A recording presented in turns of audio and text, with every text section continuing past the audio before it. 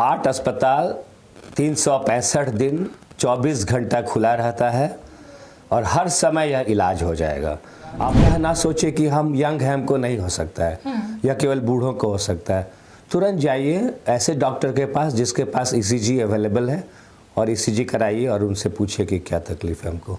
फिर कोई अधिक अल्कोहल लेता है उसको भी हार्ट अटैक का चांस बढ़ जाता है, हार्ट का दूसरा बीमारी का भी चांस बढ़ जाता है। तो जब हम आज से 20 साल पहले हार्ट अस्पताल में आए तो सबसे अच्छा हमको वही लगता था अपने अस्पताल में कि प्राइस बहुत ही रीजनेबल था, जो अभी भी बहुत ज़्यादा नहीं बढ़ा है महंगाई के साथ। Have a breakfast like a king. Lunch में थोड़ा और कम खाइए, ब्रेकफास्ट में अच्छा खाइए और डिनर हल्का लीजिए और 8 बजे तक ज़रूर खा लीजिए पहला। इसलिए ठंडे में वेल प्रोटेक्टेड रहें, अच्छा कपड़ा पहने, गर्म कपड़ा पहने, खास करके एल्डरली और जो पहले से हार्ट के मरीज हैं उनको तो ज़्यादा प्रिकॉशन लेना चाहिए। सूप पीजिए, फल खाइए, हरा सब्जी खाइए, अखरोट खाइए, बादाम खाइए, खूब एक्सरसाइज करिए, वॉक करिए, खुश रहिए। हृदय रोग एक ऐसी समस्या है जो लगातार बढ़ती जा रही है, जिसका अंजाम ये है कि हृदय रोग न केवल बुजुर्ग बल्कि युवा को भी हो रहे हैं। और इसके पीछे की वजह केवल यही है कि हमारा फूड बैलेंस नहीं है। हमारी जो आज की लाइफस्टाइल है वो ऐसी हो चुकी है, हम इतना बिजी हो गए हैं कि अपने आप के लिए वक्त नहीं निकाल पा रहे और हृदय रोग की समस्या लगातार बढ़ती जा रही है। तो आज हम शिशिर मिश्रा सर से खास बातचीत करेंगे, हृदय रोग विशेषज्ञ है, और इनसे जानने की कोशिश करेंगे कि आखिर कैसी लाइफस्टाइल होनी चाहिए ताकि हार्ट अटैक जैसी समस्या को कम किया जा सके। पहले तो बहुत बहुत स्वागत है सर। नमस्ते, मैं डॉक्टर शिशिर कुमार मिश्रा हूँ। मैं हार्ट हॉस्पिटल कंकड़बाग में कंसल्टेंट और इंटरवेंशनल कार्डियोलॉजिस्ट हूँ। बिल्कुल, डॉक्टर साहब से हम बातचीत करेंगे। पहला सवाल ये होगा सर कि हार्ट अटैक लगातार बढ़ता जा रहा है, क्या इसके पीछे की वजह है? इसके पीछे 2-3 कारण हैं। एक तो ये है कि फिजिकल एक्टिविटी बहुत कम हो गया है। लोग बैठकर कुर्सी टेबल पे काम करते हैं, ना तो वो खेत में काम करते हैं, ना तो वो एक्सरसाइज करते हैं। मेंटल स्ट्रेस बढ़ते जा रहा है। खाना जो था पहले वो नेचुरल फूड होता था, चावल दाल सब्जी, आजकल लोग ज़्यादा फास्ट फूड खाते हैं। ऑयल का कंजम्पशन बढ़ गया है, मेंटल स्ट्रेस है, ये सब कारण है। बिल्कुल, ये तमाम कारण हैं जिसकी वजह से हार्ट अटैक की समस्या आ रही है। लेकिन पहले हम ये सुनते थे कि बुजुर्ग व्यक्ति को हार्ट अटैक आ जाता है, लेकिन अब तो देख रहे हैं यूथ, बड़े बड़े 23-24 साल के युवा को भी ऐसी समस्याएं आने लगी है। इसके पीछे की क्या वजह है? इसके पीछे भी वही रीज़न है जो कि हार्ट अटैक का रीज़न है। आजकल तनाव बहुत ज़्यादा बढ़ गया है, लोग अपना ध्यान नहीं रख पाते हैं, प्रॉपर एक्सरसाइज नहीं करते हैं, डाइट प्रॉपर नहीं है, मेंटल स्ट्रेस है, खान पान भी फास्ट फूड जैसा हो गया है। तो हम लोग देख रहे हैं कि आजकल यंग एडल्ट्स भी हैं, जैसे कोई 30 साल का है उसको भी हार्ट अटैक हो रहा है और काफ़ी एक्सटेंसिव हार्ट अटैक हो रहा है, मतलब काफ़ी बड़ा अटैक हो रहा है। तो इसके लिए हम लोग क्या कर सकते हैं कि जो यंग है उसको छाती में दर्द होता है तो वो यह ना सोचे कि हम यंग हैं, हमको नहीं हो सकता है या केवल बूढ़ों को हो सकता है। तुरंत जाइए ऐसे डॉक्टर के पास जिसके पास ईसीजी अवेलेबल है और ईसीजी कराइए और उनसे पूछिए कि क्या तकलीफ है हमको। बिल्कुल, अभी आपने जिक्र किया कि दर्द हो रहा है अगर, तो अक्सर मामलों में ऐसा देखा जाता है कि अगर बहुत हार्ट अटैक अगर ना भी हो, अचानक से अगर दर्द हो जाता है तो लोगों को ऐसा लगता है कि गैस की प्रॉब्लम है। अगर छाती में दर्द होता है तो लोग समझते हैं गैस की वजह से हो रहा है। तो कैसे वो डिफाइन करे या फिर कैसे आइडेंटिफाई करे कि ये नहीं, छाती वाला अगर दर्द है तो वो गैस की वजह से नहीं, हार्ट अटैक की कोई समस्या हो सकती है, हार्ट की समस्या हो सकती है? बहुत आसान है। सबसे पहले आप ये सोचिए कि ऐसा दर्द हमको पहले कभी हुआ था, तो आपको जवाब आएगा कि नहीं, ऐसा तो कभी नहीं हुआ था। गैस हमको होता था मगर ऐसा दर्द नहीं करता था। एकदम बेचैन कर देगा आपको, पसीना आने लगेगा, दिल का धड़कन या तो ज़्यादा हो जाएगा या कम हो जाएगा, पूरा डिफ्यूज टाइप का चेस्ट पेन होगा, मतलब पूरे छाती में फैला हुआ पेन होगा। लगेगा या तो छाती में दबाव हो रहा है या छाती फट रहा है या छाती जल रहा है, किसी भी तरह का फीलिंग आ सकता है। आपको लगेगा कि आप अच्छे नहीं हैं। ऐसे में आप डॉक्टर से दिखाइए, किसी भी डॉक्टर से नहीं दिखाइए। क्यों?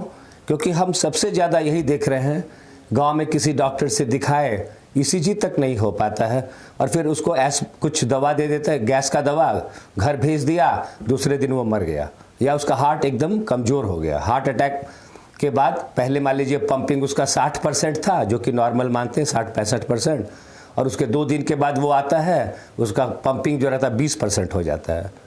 उसके बाद आप कुछ भी करिएगा तो बहुत फ़ायदा नहीं होता। बिल्कुल डॉक्टर साहब, ये तो आइडेंटिफाई हो जाता है कि ठीक है हार्ट अटैक, हार्ट की कोई समस्या है, लेकिन हम आमतौर पर ये भी देखते हैं कि यूथ जो है वो धूम्रपान वगैरह बहुत ज़्यादा करते हैं, क्या वो भी अफेक्ट होता है?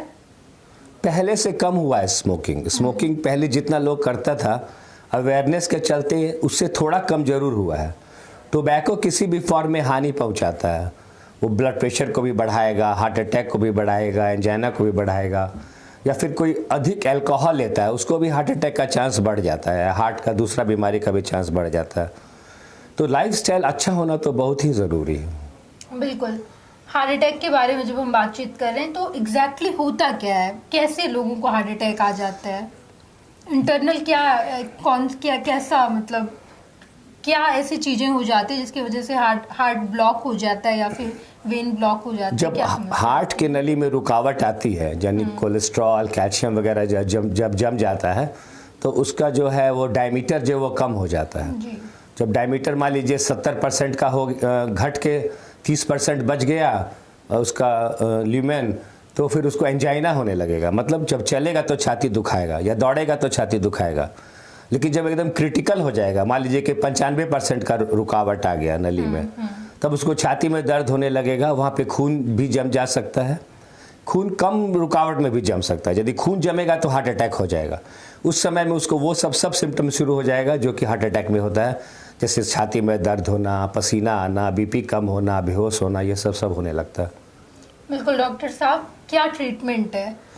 कोई कैसे लोग बड़े परेशान हो जाते हैं ये जानकर कि कैसा ट्रीटमेंट होगा। ये भी बहुत मुश्किल नहीं है। देखिए क्या करना है, आपको दर्द हुआ छाती में या उस तरह का गैस जैसा लगने लगे, आप 325 mg का एक एस्पिरिन का गोली उसी समय खा लीजिए।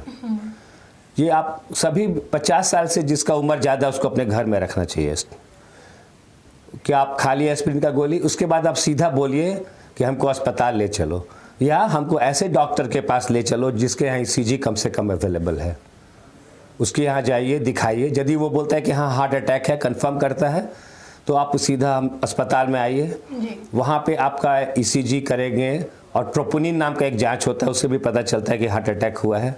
उसके बाद यदि हो गया कंफर्म की है तो एंजियोग्राफी करेंगे। एंजियोग्राफी क्या है? खून के नली का एक्सरे हुआ एक तरह का, एंजियोग्राफी कर लिए, उसमें यदि रुकावट है तो उसी समय खोल देंगे, जिसको बोलते हैं एंजियोप्लास्टी, मतलब repair of the coronary artery vessel. तो उसी समय उसको बैलून से फुला दिए, वहाँ पे एक छल्ला लगा दिए, रिंग लगा दिए, आदमी ठीक हो गया, 2 दिन में उसका छुट्टी हो गया। मान लीजिए कि ऐसा रुकावट है कि सब नली में 90% 95% का रुकावट है, तो फिर हम लोग एंजियो करके उसको सीसू में शिफ्ट कर देते हैं और 2-3 दिन के बाद या 10 दिन के बाद उसका बाईपास करा देते हैं, बाईपास सर्जरी। बिल्कुल, ये तमाम ट्रीटमेंट किए जाते हैं। आप हार्ट हॉस्पिटल के डॉक्टर हैं, तो हार्ट हॉस्पिटल में क्या ये तमाम सुविधाएं हैं? हार्ट अस्पताल 365 दिन 24 घंटा खुला रहता है और हर समय यह इलाज हो जाएगा। आप 2 बजे रात को आइए, आपका एंजियोग्राफी हो जाएगा, एंजियोप्लास्टी हो जाएगा, सीसीयू में आपको रहने की जगह मिल जाएगी, योग्य डॉक्टर रहते हैं जो कि आपके बीमारी को ज़रूर से ज़रूर पता लगा देंगे क्या है आपको। बिल्कुल, ये एक कोई भी बीमारी हो जाए तो एक बजट बड़ा मुद्दा रहता है कि हार्ट हॉस्पिटल में जाएंगे, कितने पैसे लेंगे, ज़्यादा पैसा ना ले, ये तमाम जानकारी भी लोगों को जाननी रहती है। जब हम आज से 20 साल पहले हार्ट अस्पताल में आए तो सबसे अच्छा हमको वही लगता था अपने अस्पताल में कि प्राइस बहुत ही रीज़नेबल था, जो अभी भी बहुत ज़्यादा नहीं बढ़ा है। महंगाई के साथ, समय के साथ थोड़ा बढ़ा है, लेकिन अभी भी ज़्यादा नहीं है। एंजियोग्राफी करने में करीब 10,000 रुपये का खर्च लगता है, एंजियोप्लास्टी करने में करीब 1,60,000 रुपये का खर्च लगता है यदि हम एक स्टेंट लगाएं तो। फिर स्टेंट यदि बढ़ते जाएगा तो 24 हज़ार बढ़ते जाएगा। बिल्कुल, बजट पे ऐसा नहीं है कि अगर कोई गंभीर बीमारी है तो इतने पैसे खर्च करेंगे तो वो बीमारी खत्म हो जाएगी, कम हो जाएगी। लेकिन अभी सबका अगर बीमारी, कोई भी बीमारी अगर होती है आजकल डॉक्टर साहब, तो फूड सबसे बेसिक रहता है। तो आप हमारे दर्शकों को बताइए कि बैलेंस फूड क्या है और कैसी लाइफस्टाइल होनी चाहिए ताकि बीमारियों से दूर रहा जा सके। Have a breakfast like a king. Lunch में थोड़ा और कम खाइए, ब्रेकफास्ट में अच्छा खाइए और डिनर हल्का लीजिए और 8 बजे तक ज़रूर खा लीजिए। पहला, खाने में क्या लीजिएगा? सलाद खाइए, फल खाइए, चावल, रोटी, दाल, सब्जी, फिश, चिकन खाइए। मटन कम खाइए। अल्कोहल, सिगरेट वगैरह का यूज़ कम नहीं करिए, अच्छा है। और रोज़ आधा से 1 घंटा वॉक करिए। कुछ योगा करते हैं तो और भी बेहतर है। बिल्कुल, ये अगर किंग की तरह अगर लाइफ स्टाइल रहा, ब्रेकफास्ट किंग के जैसा होना चाहिए। हाँ, लंच है उससे थोड़ा कम खाइए और डिनर हल्का लीजिए। बिल्कुल, ये अगर सूप, हाँ सूप पीजिए, फल खाइए, हरा सब्जी खाइए, अखरोट खाइए, बादाम खाइए, खूब एक्सरसाइज करिए, वॉक करिए, खुश रहिए। अच्छा, अभी देखिए डॉक्टर साहब, ठंड बहुत बढ़ रही है, लगातार बढ़ती ही जा रही है और आने वाले समय में और भी बढ़ेगी। क्या ठंड की वजह से हार्ट जैसी समस्या और भी ज़्यादा गंभीर होती है? बढ़ सकता है, खास करके ब्लड प्रेशर देखते हैं कि जाड़ा में बढ़ जाता है। उसके लिए हम लोग क्या करते हैं कि थोड़ा डोज बढ़ा देते हैं दवा का, या कोई एक दवा जाड़ा में जोड़ देते हैं। अब जब ब्लड प्रेशर बढ़ जाता है तो ब्रेन हेमरेज का खतरा भी बढ़ जाता है या ब्रेन इन्फार्क्ट का खतरा भी बढ़ जाता है। इसलिए ठंडे में वेल प्रोटेक्टेड रहें, अच्छा कपड़ा पहने, गर्म कपड़ा पहने। खास करके एल्डरली और जो पहले से हार्ट के मरीज हैं उनको तो ज़्यादा प्रिकॉशन लेना चाहिए। बिल्कुल, हमारे साथ शिशिर मिश्रा डॉक्टर साहब थे जिन्होंने हमारे दर्शकों को बताया कि ठंड में भी ये तमाम बीमारियां बढ़ सकती है, तो कैसे ख्याल रखा जाए और लाइफ स्टाइल आपकी कैसी रहे। बैलेंस फूड खाएंगे, हेल्दी लाइफ स्टाइल रहेगी तो कोई भी बीमारी आपको नहीं रहेगी। पहले तो बहुत बहुत धन्यवाद डॉक्टर साहब, हमारे दर्शकों को आपने ये तमाम जानकारी दी। आप सबको नमस्कार, शुक्रिया, धन्यवाद। भारतीय जनता पार्टी का सदस्य बनने के लिए 8800002024 पर मिस्ड कॉल करें। निवेदक, भारतीय जनता पार्टी, बिहार।